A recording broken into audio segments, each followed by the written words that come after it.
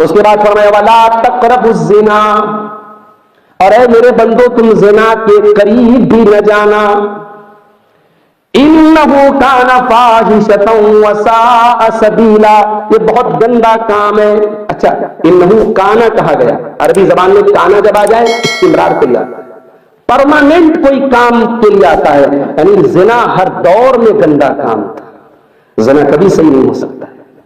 इन्नहु काना फाहिशतन, ये हमेशा से गंदा काम था, व साअ सबीला, और ये बहुत बुरा रास्ता है। अल्लाह ने जिना को रास्ता क्यों कहा?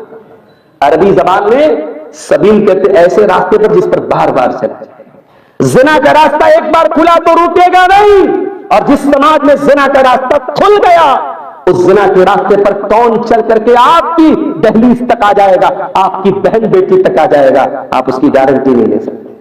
जिन नौजवानों को इस बात का बड़ा गुरूर है, मैंने इतनी लड़कियों को फंसाया, मैंने इतनी लड़कियों के साथ ताल्लुक कायम किया, इतनी लड़कियों से मैं फोन पर बात करता हूं, इतनी लड़कियां उनके मरती हैं, वो जाके पता करें।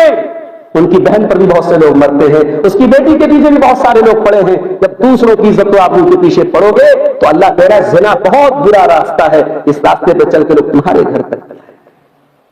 और ये भी याद रखिए, अल्लाह ने ये नहीं कहा जिना मत करो, अल्लाह ने कहा करीब मत जाओ।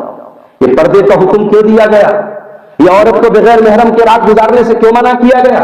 ये क्यों कहा गया कि औरत बगैर महरम के तन्हाई इख्तियार ना करे? ये क्यों कहा गया कि हज और उम्रा का सफर भी बगैर महरम के न करे? ये क्यों कहा गया कि जीजा और साली के बीच में भी पर्दा होना चाहिए?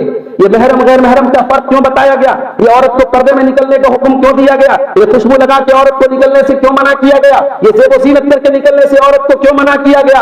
इन सब का खुलासा यही है, वला तक़रबुज़्ज़िना, ज़िना के करीब भी न जाना।